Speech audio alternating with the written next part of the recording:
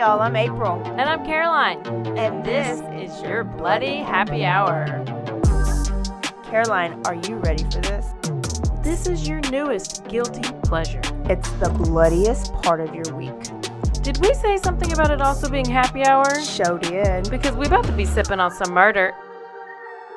Bloody Happy Hour.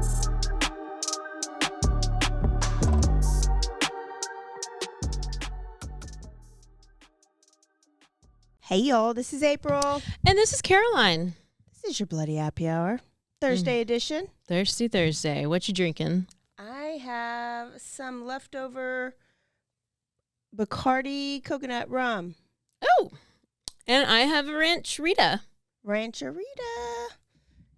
So we're so fun today. We're wild and crazy and out of control. What's going on? What's the latest? Are you watching anything? We haven't talked about what we're watching in a while. Nope. I just finished part 1 of You. Did you ever watch You? Yes, I did. Okay. I just finished Season 1? Season 4, or the latest season, but it's 2 parts.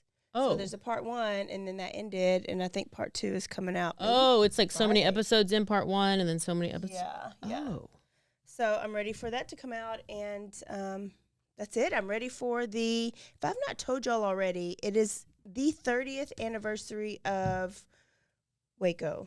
David Koresh. Oh, I don't think we have. February 28th was the first day that the standoff happened. So y'all, if you're just tuning in, we are a podcast out of Waco, Texas. And we were both alive when this happened. And I have to admit that I was never totally sure what really happened. I just was never into cults. I never did a deep dive into it. But right now I'm reading a book, my book club, and there's a new Netflix series coming out on the 23rd. And we're also, my book club is going on a tour of all the land down there because they're still active Branch Davidians. They're still waiting for David to come back, like Christians know Jesus coming back. Is Waco going to blow up? What's the anniversary date? The actual date? So it was a 51-day standoff. So the date was February 28th, but it was actually done April 19th to whatever year that was, 1993 or something. 1993. So Caroline and I are going to watch the American Apocalypse. We are going to do a deep dive, and we're going to give you a multi-series episode on that. Rewatch? Yeah, like a rewatch of the thing. But I don't think we really know what a rewatch is, so we're just throwing that word around. A rewatch is we watch it, and then we make a little slideshow like I did last time, and then we just tell them exactly what happens in the episodes. Okay. Is there episodes in the show, or is it just like a movie? I don't know. Oh, well, maybe we won't. Maybe we will. You'll have to find out. We're not telling you who we are. So that's all. I'm David Koresh is in my head right now. That's it. Any other murder shows? No. Nope. I'm excited for today's episode. What is it about? Well, it's kind of ruined because I've already ruined it with their little commercial. But do you know who Jared Fogel is? Have you ever heard of Jared Fogel? Mm-hmm. Jared. Did you actually know that? Yes. You knew that was his last name? Yes. I remember when it happened and when it went down. I had no idea that was his name. I would have been like, no, I don't know. Of course. Wow. Well, yes, Jared from Subway. What do you remember went down? I remember he became a sensation because he was really big and he lost all this weight, and he attributed it to to Subway. And he'd be in there all the time, and he would randomly go to Subways across town. He got free Subway, and then turns out there's a bunch of porn on his computer. Podcast over. And he likes little boys. And now he's a gross ass. So that's where we're going. We're going to Subway. Okay. So get your foot long. Get your whatever else people eat at Subway. And let's go. Jared had this insane opportunity, as we know. Okay, so Jared had this great opportunity. All he had to do was stand there with his giant size 60 pants, big ass monster pants, and eat Subway sandwiches, and he's a millionaire. That's all he had to do. Easy life. Easy Free life. Subway. Free Subway. You got your foot. I mean, you have so many things that you can get at Subway, you know. But you know what? He ended his career the same way he started it. What? How? Trying to get into smaller pants. Where's the bum? So he's born in Indianapolis, Indiana, in 1977. He loved video games. He loved eating sugar. He loved eating chips. He loved sitting around and being lazy and not doing anything, playing Nintendo, whatever. Duck, duck, go. What is that? Duck, goose. Duck, duck, goose. No, the Duck Hunt. Duck Hunt. I love Duck Hunt. Duck Hunt, Mario Kart, whatever you play. So he's growing up. He's lazy. He's not doing anything. He's obviously spending a lot of time gaining a bunch of weight and getting into his size 60 pants. So he ends up going to Indiana University, and at this time he weighed a whopping 425 pounds. Damn. Jared's he's quite impressive. He's very well-rounded guy. And on an average day, Jared would drink up to 15 cans of soda. I can't even drink a whole... No. How are you even that thirsty? It's because that does not quench your thirst. Oh, maybe he needs some gum. He needs some water or coconut water. He would eat up to 10,000 calories. He wouldn't even be able to walk around campus. He wasn't able to walk He was not able to walk around campus. He could not keep up with anyone. They didn't have online classes then. They did not have online classes. If they did, he'd probably be sitting in his wrappers. So when New Year's came around, he was going to set a resolution, and he was going to lose some weight and change his life. Okay. Get it, Jared. So he started eating at Subway. Subway was like just 10 steps away from where he lived. So he was like, I'm just going to... the closest restaurant. He had to pick the closest restaurant. Because Subway No, he didn't just love Subway. He was just like, that's the closest shit I can get to without being out of breath after cardiac arrest. So he starts eating 2 sandwiches a day. He's exercising. And then within 11 months, 245 pounds. So he didn't get surgery? I was like, he got surgery. I'm sure he did. They just ain't telling us. Wow. I don't believe it. But that's not what the article said. So okay. So he literally became half the man he was. He lost literally. People started to notice. He's like this insane weight loss. His roommate that he had at the time was like, I'm going to write an article about you because you've lost half your weight. Who are you? I can barely see you over there. You're so skinny. Now you could probably see your penis. Did you know? I don't know where I read this, but for every 35 pounds a man loses, he can gain an inch of penis. Because when they gain I do not believe that. When they gain weight, it just I think that their fupa is covering up their penis. So then the extra skin goes back down to where it should go. I do not believe it. Look it up. Look it up right now. I need you. Listen, guys. We're at this podcast, Bloody Happy Hour. We come to you and we bring the facts. We spit the facts. We research, and all we present to you is facts. So that's why we sometimes have to stop and do some research. And we're not jewelers, but we just keep dropping gems. I'm so funny today. Okay, while you're looking it up, his roommate's writing this article about him, and this article ends up on the front page of the newspaper. And then miraculously, this story is picked up by Men's Health. And then the next thing you know, there's an article called Stupid Diets That Work. And from that point, Jared becomes a phenomenon. Okay. So the executives at Subway catch wind of this story, and they're like, oh my gosh, this guy's eating our sandwiches and he's losing all this weight. Look at his giant pants. And then dollar signs, just like cha-ching, money in the bank. 22 years old, Subway made a deal with him. This would change his life forever. $1.1 million, and Jared became a celebrity endorser for Subway. I know we all remember, we see the Subway commercial, yes. We see Jared, we all know who Jared is, and I remember seeing it on like Super Bowl commercials. What was one of the first ones? I can't remember, but I know he became like just a big, yes. Everybody knew who Jared from Subway. Yes. Jared from Subway. He put Subway on the map. on the I map. went to Subway before that. I only went because of Jared. What year is this? I was gonna say 2013 because I just wanted to guess a year, but Oh, maybe I went to Subway before that then. no, in 19. So it was about 2000. Okay. Because I was 13 years old. Well, it was April 1999 was when Men's Health picked up the story. Oh. Okay. And then he got Subway. So 2000, around the early 2000s. Yeah. Years. So he's 22 years old. He's making $1 million. And he starts, here's my answer to your question. His first ad, which premiered the Jared diet, was in early 2000. Okay. So we survived the millennium when we thought Y2K, we thought everything was going to crash, and it didn't. And then we've had Jared, so we were all very excited. Yeah, he was our reward. Y2K. You got through it.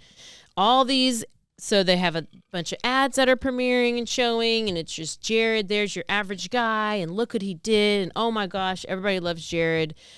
All he's doing is eating these sandwiches, and that's all you have to do, and you can lose 500 pounds. And he was there every day. Every day, every meal. He was super relatable. He was super friendly. I mean, he's just a good guy, and he made his pants famous. So he ended up being in more than 300 Subway commercials. He wrote an autobiography, and he wrote a children's book. Oh, foreshadowing. He became a motivational speaker, and he was bringing in tens of thousands of dollars for an appearance. So by the age of 25, he's now a multimillionaire. I mean, how do you even get that big at that young of an age? That takes a lot of work and dedication. So he obviously was a dedicated guy. Yep. So Jared had a huge cultural impact. He was grand marshaling NASCAR races. He was on Jimmy Fallon played him, like parodied him. He was in like an SNL skit playing him. In 2002, he carried the Olympic torch. What? And then he was the centerpiece of a South Park episode. I learned all these things. Wow. He was kind of a loser back in the day, and like he didn't really have any friends because he was just, a little overweight, and he never had a date before. But now that he's a millionaire, his penis grew. Here you go. All these people coming out, and he got married, and he married a pediatric nurse. Did he just randomly show up at our office? I think so. I think oh my goodness, I can't. With all his loose skin, he had a bunch of loose skin. He probably had surgery. But you can't get rid of loose skin. Well, they end up having this happy and loving marriage. But was it so happy and loving? It wasn't all roses. Let me tell you. Criticisms came because doctors and nutritionists, and I don't know why his nutritionist wife didn't say anything, but they were like, he's obviously just eating 1,000 calories a day, and he's basically starving himself. And that's not healthy. That's all he was eating? That's what they were saying. They're like, what this diet is that you are promoting is just eating 1,000 calories a day, and that's not how you can maintain a healthy lifestyle. Okay. So Subway had to put out these disclaimers in their ads stating talk to a doctor first, and they had to issue a statement saying that Subway didn't endorse Jared because he was literally eating just 2 subs a day, skipping breakfast and working out. So they kind of had to cover themselves. Okay. But it didn't matter. He was still out there doing his Subway stuff. They just had to make a little disclaimer. So yes, they for a while are basing their whole brand on this random guy from Indiana who lost a bunch of weight and carried around his giant pants. So within 10 years, Jared has quadrupled Subway's revenue from $3.1 billion to $11.4 billion. What the hell?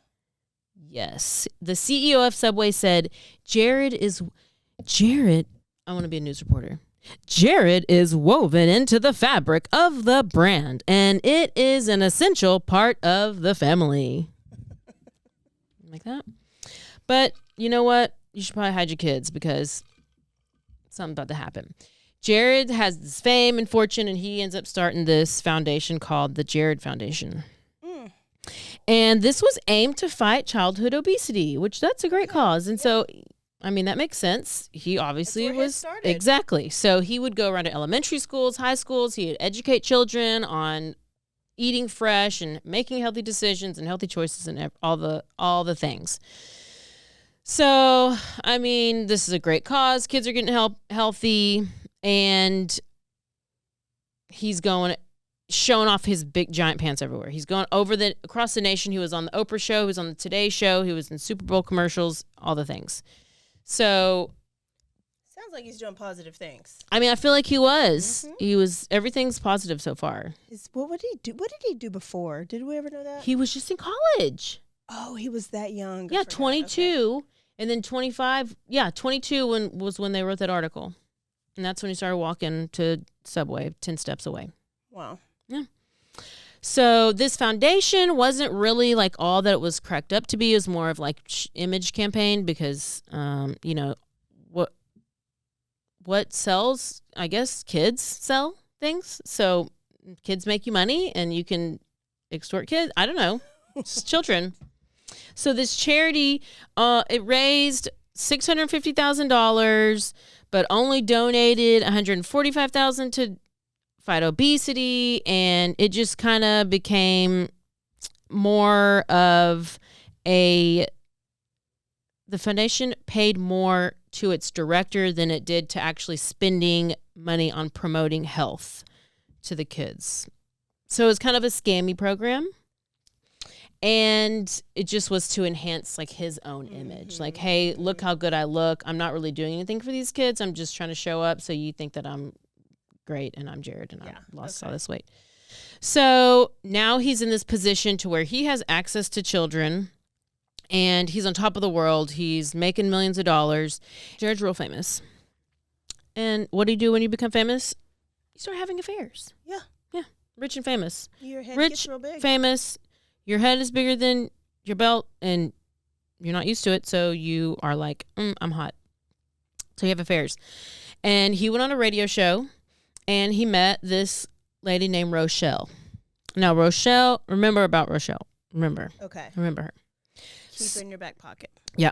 So he would go on these like romantic getaways with Rochelle, and he would also hook up with other Subway store owners and other Jared groupies. Oh, because they're the best looking people. Oh, yeah. Oh, yeah. You don't know about those owners. Jared was living his best life until 2007 when the recession hit and the economy crashed. 2008. Remember all that? That was bad. I don't know. I was in college, so I don't know what happened. But apparently it was real bad. So Subway started to like feel like this whole Jared thing was starting to be played out. And they're like, oh, we got to switch it up. We got to like switch it up. $5 foot long. And then the $5 footlong started coming out. So he's like, that's fine. It's fine. And around this time, he ends up, his marriage starts to fall apart. Okay. Usually happens. Yeah. So once his wife realized that his foundation was a sham, and I don't know if she knew about the affairs, but she just was not having it. She knew, she had to have known. And then she also filed a restraining order against him because she said that he had become controlling and he had a mean streak. And when she filed for divorce, the reason that she gave was irretrievably broken. I mean, maybe from the affairs. I don't know. I didn't know that was a reason. I never checked a box when I got divorced. So I would have added that to I would have added that to the, I would have been like above, all the above. It's like our irreconcilable differences. I know. I've never heard of this one. So maybe that's how it is in, what state is this in? Indiana. So post-divorce, so he's got divorced. He's done with these ad campaigns. He has all this free time. And so he's taking more business trips to stay active for the foundation. Is he going to Disneyland? Well, probably. Disneyland would probably welcome him with open arms. Here's our kids. Take them. So he was doing hundreds of elementary school presentations across the United States. And the day before one of his big presentations, there's this guy. He goes to a bar and he's just having a drink. And he runs into this guy named Russell Taylor. So they start getting to know each other. They're like, hey, let's have a drink, whatever. And Russell Taylor has a wife and 2 kids. He's married, whatever. But they really hit it off. Okay. And so Jared's like, hey, why don't you come out to dinner with me? Well, don't worry, we're not going to Subway. I can afford more than a $5 footlong. So he's like, oh, they're at dinner. And Jared's like, actually, I need help writing my speech for tomorrow for the next day. So go get a room. Yeah, so can you help me write my speech? And he was like, yeah, sure, I'll help you write your speech. And then the next day, he gives the speech, and the speech is a huge hit. And he's like, Russell Taylor, I think I'm going to hire you. Okay. So he's like, starts inviting him on all these different foundation trips for the Jared Foundation. Takes him to a Patriots playoff game. They had a $3,000 a night suite during this trip at the Hilton. And after this game, they went to a strip club. Like, he just met this guy, right? I guess he really has faith in him. So they go to the strip club, and they're going in the champagne room, and they are just living their best life. And Jared is like, tells Russell Taylor, if you can convince that stripper to come back to the hotel room, I'll pay you good. Okay, and Russell's like, okay. Good. So convinced him to come back. They bring the stripper back to the room, and bing, bang, bam, they both have sex with her, and this begins their 12-year run. Relationship? Run of strippers? Run of what I'm about to tell you about. The beginning of a relationship. The beginning of their situationship. Yeah. So Jared went and he hires Taylor, and Taylor becomes the executive head of the foundation. Of Jared Foundation. Yes. Don't really know what it is. The two become inseparable. They're traveling across the country, across the world, and they're giving all these healthy eating presentations to kids everywhere, all over. And also Jared continued to show off his pants. Same bunk ass khakis. The same pair of khakis. Man, how did they just keep those khakis pleated? They're looking good. They're just like he wore them the day before. I mean, wow, he was just keeping those pristine. So they go to Thailand, they go to Japan, they go to Indonesia. They're all over the place. Wow. They're He's partying. Not sad about his divorce at all, is he? No, and they're partying their face off. They're just doing it. How old is Russell? Did you tell us this? No, but I don't know how old Russell is. Okay. But he's not a little kid. No, Russell's a grown man. Russell, because he's married and he has 2 kids. And he's married, and these 2 kids are his stepkids. Okay. Just remember that. So they're in all these different countries, and they're getting prostitutes, and they are finding women. They're making sure these women aren't with law enforcement, and they're bringing them back to their rooms. And once they make sure that these people aren't with law enforcement, they start asking them. They're like, "Hey, do you have any underage escorts that you could get for us? You know, because we just curious if you do. We're just curious." And this is whenever some things start to transpire. So with both of them being out of town so much, Russell Taylor, I'll just call him Russell. Russell starts to get kind of paranoid about people stealing things back at the foundation headquarters, I guess, Fogel Foundation, because they're gone so much. He's like, well, I'm worried about people are going to steal some things. So I'm going to put some cameras around the office just to avoid people. Okay, that's normal. Put some cameras up. But he puts hidden cameras up. I think they're like really hidden, like in like alarm clocks or something. Oh, like nanny cams. Yeah, nanny cams. So when they come back from one of their trips, Russell is like going through the camera footage, and he sees one of the underage interns having sex with her boyfriend on the camera in one of these rooms at the foundation. And he goes to Jared, and he's like, "Okay, Jared, look, we need to do something about this. This is unacceptable." He's showing him, thinking that Jared will be like, "Oh, yeah, she's fired. Like, you can't just have sex in the office, right?" Well, Jared did not have that reaction. Jared wanted to see the tape in full. He's like, excuse me, can you be kind and rewind? Put it in slow motion. I need a little bit slower, please. And so while he's showing Jared this video, Jared's like, you know what? I think we need some more cameras. Why don't you set up some more cameras? We need to make sure this isn't happening in any other rooms.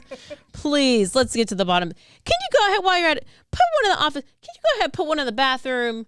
Put one in the kids' bedroom. I don't know I don't know why they have bedrooms at the foundation, but I guess it's just put any bedroom that you can you put them in your own kid's bedroom. Just put them in anybody's bedroom. Everywhere, yeah. So at first, Russell's like, ha ha ha ha, you're funny. But then Jared starts to buy him things like a house, like a Mercedes. Oh yeah. And, he's actually, not only did he buy him this house, he's paying for the house. Yes. Yeah. And he's paying for he's paying for all the expenses. Hey, that's a good friend. So he's officially in what is called the golden handcuffs. Okay. Months later, Jared comes up to Russell and is like, hey, what about those hidden cameras? How about that? And he reminded him, and this is quotes, Daddy is paying for your things. Ew, David. Daddy. Ew, David. Jared Fogel called himself Daddy. So Taylor he's locked in these golden handcuffs. He doesn't have anything else to do. He's literally the Ghislaine, whatever you call her, Maxwell. He's the fall guy. He's stuck. He has he has to do it. Yeah, he's got his house paid for, his car paid for. He's in these golden handcuffs, and he's the one doing the dirty work. So he's like, okay. He starts putting hidden cameras, clock radios. He's putting them in bedrooms. He's putting them in different cities. He's putting them everywhere. He's just putting cameras out. I guess it's just wherever their foundation is, the cameras on the foundation, and he's putting them in his own home. What? Russell's full of shit. Okay. So it's capturing photos and videos of children ages 6 to 12. It's this, yeah. And some of the videos he just wanted to see them unclothed. That's it. Some of them. Most of them are just of watching them change. It's just disgusting. I know. I don't get it. Yeah. So most of them are not capturing videos of any acts being performed. Okay. So we're just videoing them so we can watch them. Just a voyeur. Likes to watch. Yeah. So he the only person that Russell showed any of these videos to was to Jared. But Jared really started to like them, and he would review them for the best ones, but then he was like, I think that I need them to be a little bit higher quality. And then he tells Russell, Daddy needs more pictures. Put them in HD. Daddy needs more pictures. Definition. And so he wanted to up the ante. He wanted better quality. And so he started purchasing professional spy equipment. Oh, did he go to a spa shop in Miami? He did. Gin game? He probably did. He was with them. So then now he has this great equipment. So a couple of years later, it's 2010. And guess what? Maybe Jared's calmed down a little bit. He's like tired of watching these videos of little children. And more. He gets married again to an adult. Okay. I don't know how this grown adult, I guess nobody ever thinks he's just nice and normal. And maybe he's changing his ways. He's done with the underage escorts. No, he's not. No, he's not. No, did you believe it for 5 seconds? Because don't. So even with all of these, he has all this child porn. He still wants more. He wants more. And remember that radio show host I mentioned earlier, Rochelle. Yeah, he's still hooking up with Rochelle in his second marriage. Okay. So he's still doing it. I mean, he's just she obviously was giving really good blowjobs. So she eventually becomes suspicious of Jared whenever Jared told her that he thought middle school girls were hot and that he was attracted to them. And then Rochelle decides to secretly start recording their conversation and baiting him further and further to see what she could get out of him. Yes, he said things to her. And so this side note brings me to what recently came out. And if you've just heard about Jared in the news lately, it's because they have just released this documentary on the ID channel. Okay. And it's called like Chasing a Monster. Jared from Subway catching a monster, chasing a monster or something. Like catching a predator. Yeah. Well, I just want to tell you, don't go waste your time on that documentary. It is 3 episodes. It only needs to be 1. And if you do watch it, just watch the last episode. You don't need to... You don't need to watch the other 2. Rochelle really is trying to be all about Rochelle. Oh, okay. She's trying to get famous. I don't know how many times I learned that Rochelle was on a radio station and that she was secretly recording and she was going to make the drop with the FBI agents, and she just was trying to be a super secret spy, and she was trying to be so important, and she really was not that important at all. But if you go, you can watch it. Just watch the last episode, unless you want to waste a couple more hours of your life, like I did. Then you can watch the first 2. So she's gonna set him up. She is yes. Okay. But so she sets him up, and some of the text messages that she's recording their phone conversations.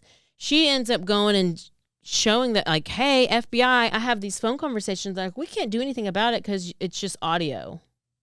We don't have any proof. All we have is that he's saying this, and this could just be dirty talk. Okay. Because they thought it was just like, oh, this is just y'all's dirty talk, and this doesn't prove anything. And so she got mad, but it took like 10 years from the recording of these conversations to when he finally was arrested. So she's trying to take all the credit, but really it's like other things that really, whatever. So one of the messages, or one of the things that he says in these recordings is, I like all ages. That's the thing. I mean, it depends. Who's ready for what? Who's going to give you the glance? I don't know what that means. The glance? I don't know. So she's gathering all these recordings, and she finally reaches her breaking point whenever Jared mentions to her that he asks about her children, because she has 2 children. And he says, what if we put a camera in your kids' room? Would they be okay with that? Or would you rather it be in your son or daughter's room? Which one do you think would be better? And this is all on this is on the episodes. Yeah. So this was on I was like, give me to the juicy part. So she was like, oh, I don't know. I don't know which one you would like better. And she's obviously recording it, and she doesn't know what to say. And it's so gross because it's just disgusting. So this whole time, this is what I just said. So after she's gets all these recordings, sends it to the FBI, they can't do anything about it. Well, let's bring back Russell Taylor. Okay. Russell Taylor he's married. He has 2 kids. Mm-hmm. Well, Russell Taylor and his wife, they're actually swingers.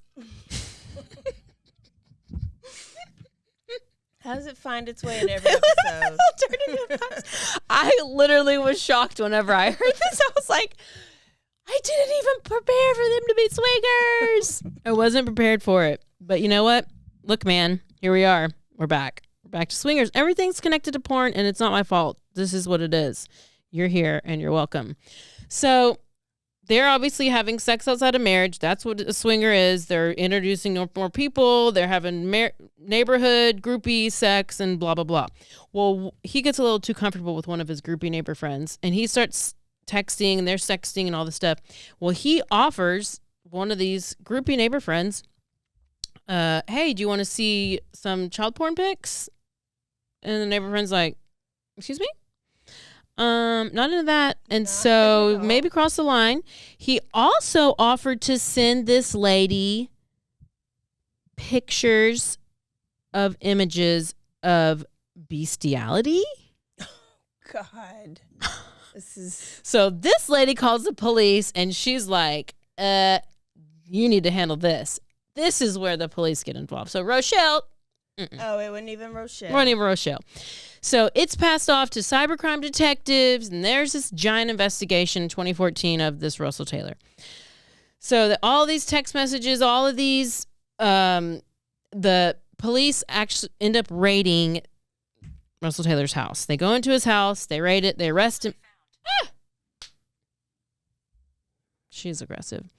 They find that they have these video cameras that are in these clocks, and they're in the kids' bedrooms. And initially he was like, oh, there's cameras for security purposes, clearly, and preventing theft.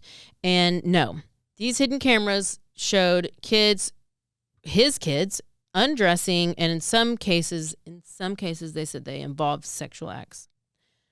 That's all I know. According to Russell's two stepdaughters, who were included on this ID documentary, they were on these cameras, and they ended up finding out about this as they're older, and they're like shocked. And the mom was included in it too, and the kids, which was their mom. And the kids were like, they made everything seem like it was so normal and natural. Like it was normal for us to drink alcohol. It was normal for us to like smoke a cigarette. And it was normal for her to give him a blowjob and then come and tell us all about it. So she was gross too. Yes. He's the biggest predator, I feel like. It was his idea to even start it. He wanted to see Jared's reaction. Oh, that's probably true. He wanted to see Jared. People stealing. Who gives a shit? Everything gets insured. So it was his idea to put it in, his idea to see Jared's reaction. So he's just as much of his gross ass. Yes. Not more.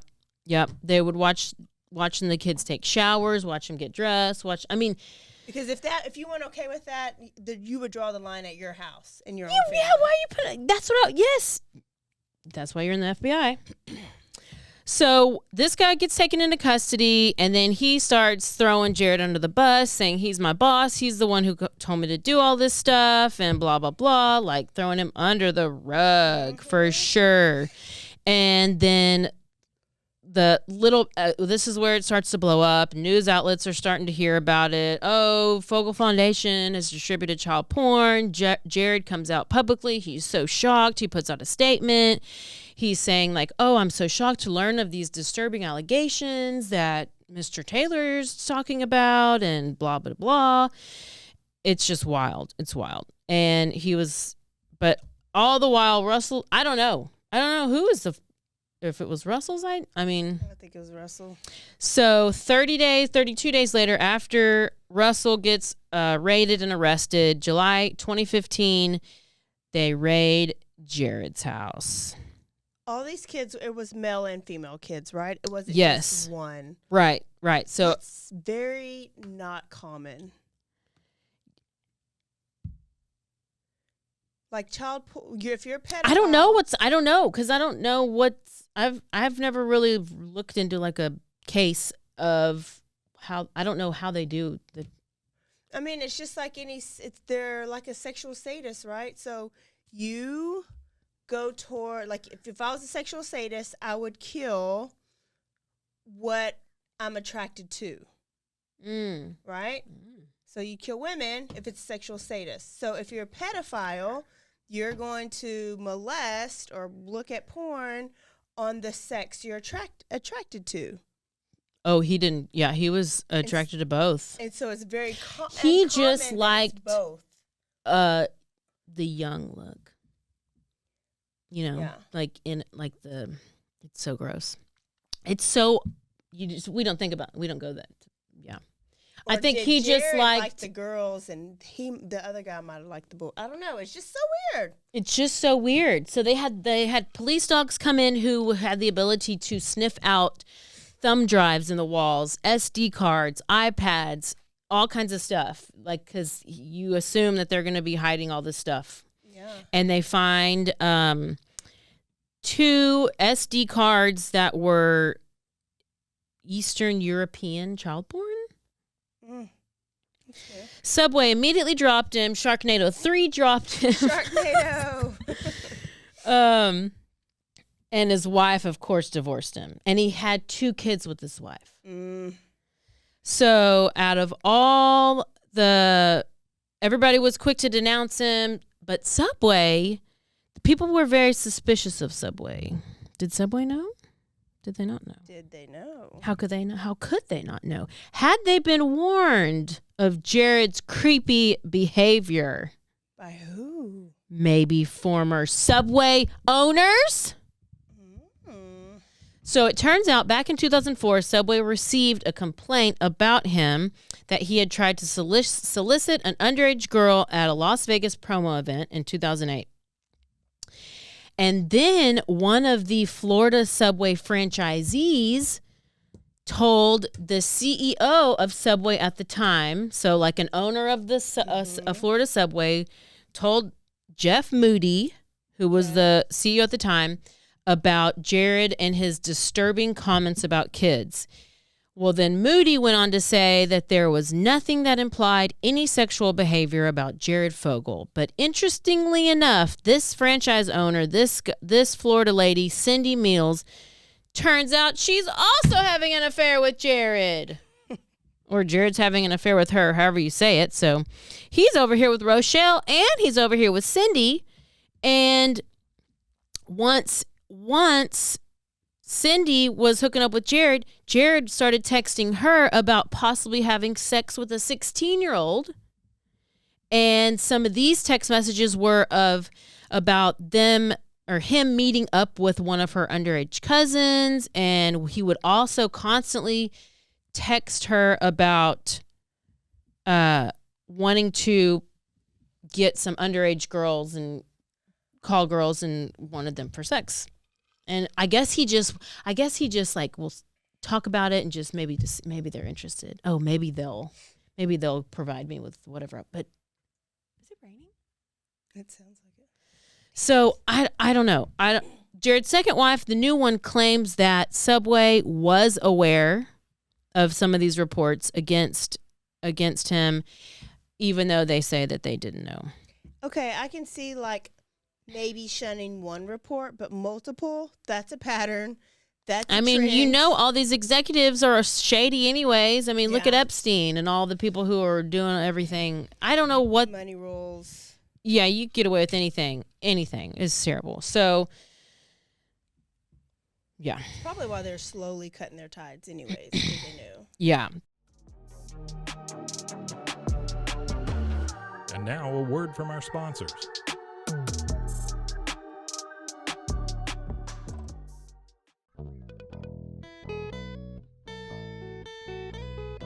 Hi, this is Sarah. And I'm Carter. And this is Some of Our Thoughts. We're 2 Southern sommeliers, and we want to share everything we love and know about wine. We started hanging out during quarantine and cooking and drinking and listening to music, and we just thought this would be a great way to bring everything we know to you guys. We will make wine knowledge and food pairings easy and approachable. So put on your favorite vinyl, grab your favorite glass of wine, tune into our show, and let's have some fun. Wine and vinyl. So check us out on roguemedianetwork.com or wherever you get your favorite podcast. We'll be talking about a lot.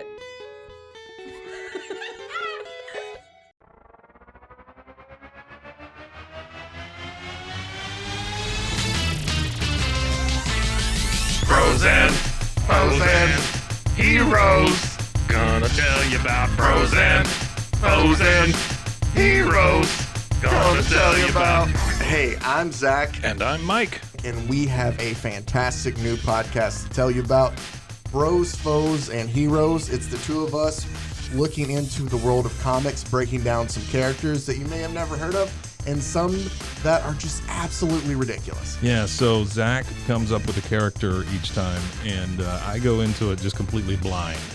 I don't know who this person is or what their abilities are or anything, and basically I guess we kind of go over their origin story and just some of the ridiculous stuff that maybe, especially Golden Age stuff. Oh, Golden Age stuff is always the best, and we will make sure to highlight all of the shenanigans and just absolute weirdness of everything. Yeah, that's right. So subscribe today and follow us on Instagram at Bros, Foes, Heroes.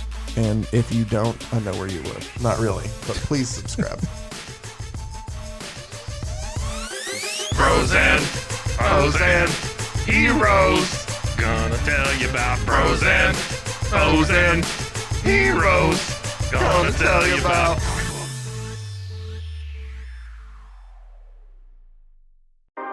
911, what's your emergency? Do you hear that? It's coming from the house. It's coming from inside the house? Do you mean? Could it be? The Poltergeist. New from Rogue Media. Two haunted hotties talking about haunted places. Every episode we dive deep into the darkest places and give you a bit of history. We're getting spooky in all the right places. You've gobbled your last ghoul. Follow along for the craziest and spookiest stories with Debbie's Dark Tourism. The Stanley Hotel, Winchester House, The Alamo, Hotel Monte Vista, and more spooky places. Find us at _Poltergals. POLTERGALS. Look over your shoulder. It's us, the Poltergals. Wherever you consume the podcast, you can find us there.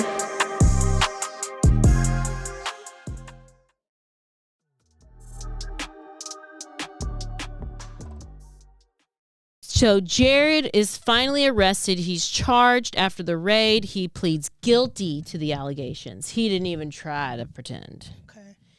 So, Good. yes, guilty to the allegations that he paid for sexual acts with children and received child porn. He pled guilty to both of those things. How disgusting. Russell Taylor ended up pleading guilty in a plea agreement because he gave evidence over, helping to convict Jared. So I don't think he got less of a sentence though, because he was originally going to get 30 years, but with his plea agreement, it was knocked it down to 27. Russell. For producing and distributing child porn. Jared had a $15 million fortune that would eventually be wiped out, paying $1.4 million in restitution to the 14 victims. Damn. These were the people on the video, but not the prostitutes. I think it's a mixture. Okay. I think because he kept soliciting like the underage escorts, and then it was the underage people who were videoed, maybe people at the foundation. So they came up with 14 total. And then his second wife was the one, she would take $7 million in the divorce. Jared was eventually sentenced to 15 years in prison. He'll serve 13 years before he gets parole, and he should be free as soon as 2028. So Jared is over here crying out his little Subway eyeballs when he's eating his very last Subway sandwich and holding on to those giant pants one last time. But this bitch is heading to prison. And, prison pen pals. He has prison pen pals. Ew. In one of his letters, it says, he wrote to his little lady pen pal, "So when do you think you will have sex next? If you do, will it be okay if you tell me about it?" That would be a huge turn on for me. He's a pervert. So he is definitely a pervert. And do you think Subway knew about it? I wrote questions down. Do you think Subway knew anything about it? And I have a food for thought, but do you think Subway knew anything about this? Yeah. Probably so, but I don't think. I would think if they knew, they would be like, stop making it so obvious, or don't talk about it. I would think, be smart about your shit. If you're gonna do dirty, I feel like maybe they were like, people came into them and told them stuff, and they probably get told stuff like this all the time. I would think it would just more like he's buying prostitutes and he's requesting underage prostitutes, right? And they're like, then it's because it's a prostitute. Maybe that's not a big deal. Yeah. I don't think that they would have known the extent of like all the videos, and the cameras. Yeah, and they stuff. probably didn't. So they're like, ooh, do we want to miss millions of dollars over, just this a couple of prostitutes? So maybe in that aspect. Yeah. I wonder if he is even a pedophile, just a gross pervert, because he probably did without, nobody wanted him. He was like incel-ish for the first 3 or 4 years of his life. Yes. Nobody wanted to touch him. No, yeah. So now that he had money and power and fame and people wanted him, he was going to dabble in any, and I thought you were going to tell me that him and Russell got down dirty. They probably did, because if that first night they had that prostitute and they both had sex with her. But I don't understand why do you have to go for little kids? So that's what I want to know. The first video was an intern, right? Uh-huh. And I know that having was sex with her boyfriend. Mm-hmm. I think Jared is how old at this? Like he's still college age-ish, right? So it's I'm not okay in any of this, y'all. But if it was a 7-year-old girl, to me that's a little kid. If this is an 17-year-old college student that's got a body like she's a Kardashian or something, then I think that looks different. I think that's more pervert-ish versus pedophilia. Now, Russell's ass, he's the true pedophile because he wanted to see his stepkids, all age kids, and it was his idea to video it so that he could look at it. And then in a moment of, what's it called, horniness with your swinger friend, you want to bring that out like you would bring out a toy or porn, right? Mm-hmm. Not let's watch this porn, let's look at these young kid videos. So I think it turned Russell on. Jared was going to take anything that he can get because he never had it. He'd been big for forever. Like, I don't know. I'm not taking up for Jared at all. But I think these two gross people that find each other, this is the shit that they can do. April, you're not a pastor, but you keep bringing the word. I'm pun daddy today. This is crazy. I just don't know how, where and how they were putting all these cameras in, like just in random people's houses. I know, because that's what it said in the documentary. It was like, and they just put these cameras in bedrooms, and I was like, whose bedrooms? What do you mean bedrooms? And the only bedrooms that I saw was the Russell guys' kids' bedrooms. Yeah. So unless they had bedrooms at the foundation headquarters, I was like, I think they were just like in the bath, like maybe there was a gym and changing rooms, and then I don't know where else they would stash them, but I think it was a lot. I think Jared really liked, but he also, when he was talking to Rochelle, her kids were like 10 and 11, and he was wanting her to put cameras in her kids' bedrooms. Yeah, that's right. Oh, I don't know. They're both gross asses. Poor Rochelle. She tried to be DTF. Rochelle, you tried, and and good really, effort. She should have been like, "I told y'all so." 10 years ago, I told y'all so. I think you she did. I think so she's in a wheelchair now in this documentary. Poor thing. Poor Rochelle. And she said her kids abandoned her, and I don't know why. Her kids got mad at her and stopped talking to her. Because they didn't get none of that restitution money. You should put the camera up so I could get some. So I could get some of that money. You ain't a pastor, but you keep speaking the word, girl.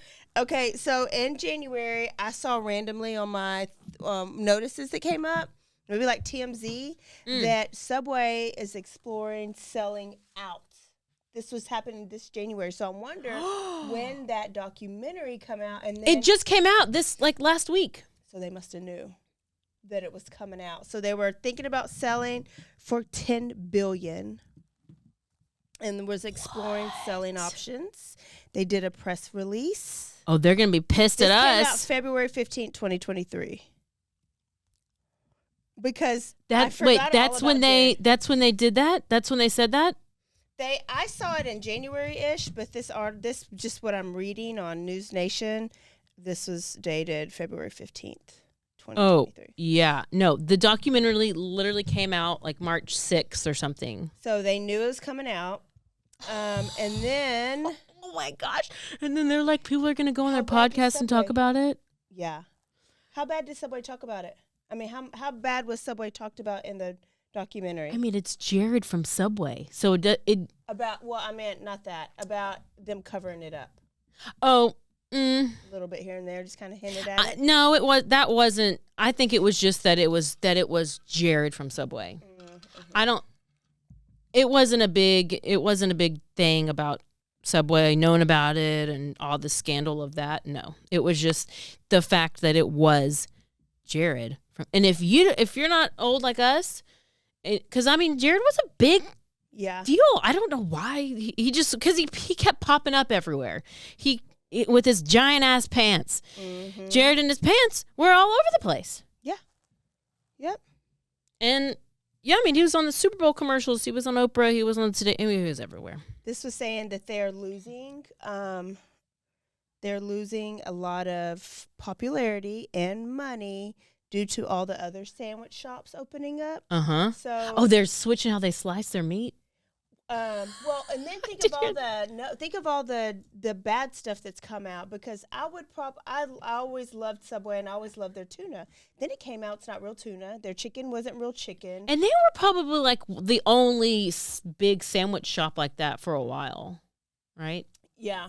And then you had like Quiznos, and now you got Which, and now you got all these other, I don't know, sandwich. Jimmy John's. Yeah, Jimmy John's. So now they came out with, they're doing actual sandwiches. So they want you to go in and order like from a menu instead of a have it your way. Remember before it was have it your way. You just tell them whatever you want. They put it on. Toasted, yeah, you go. Toasted. Yeah. So they're trying to move away from that and just have, take this turkey bacon club or just do this and move away from making it your own way. And I was like, are they trying to cut back on condiments or whatever? But no, they're trying to look like the other sandwich chains so that because they were doing better than what they were. But maybe that's all an excuse to get in front of this damn documentary and they couldn't sell it. Preach, Pastor, preach. I was like, is Shaq gonna buy it? Oh my Before God. I thought about, he just buys random stuff. Oh yeah.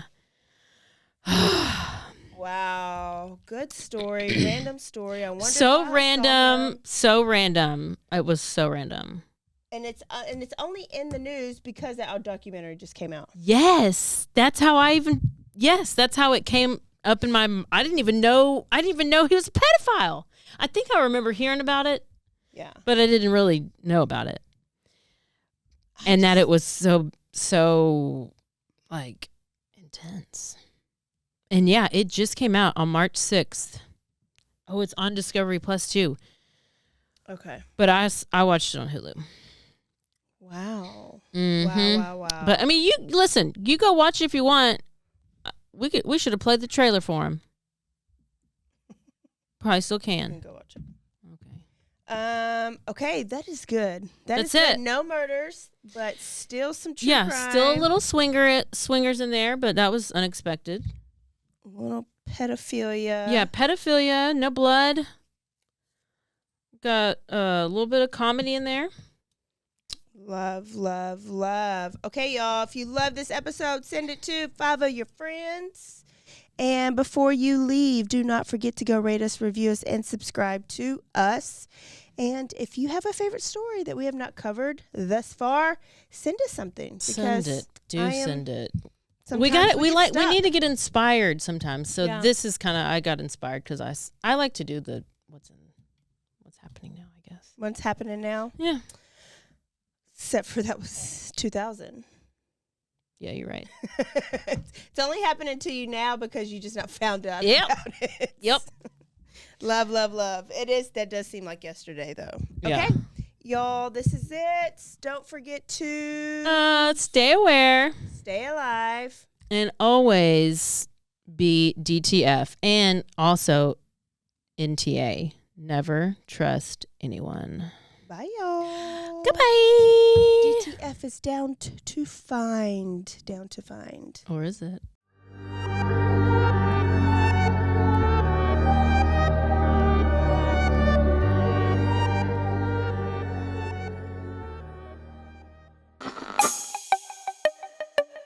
This has been a Rogue Media podcast.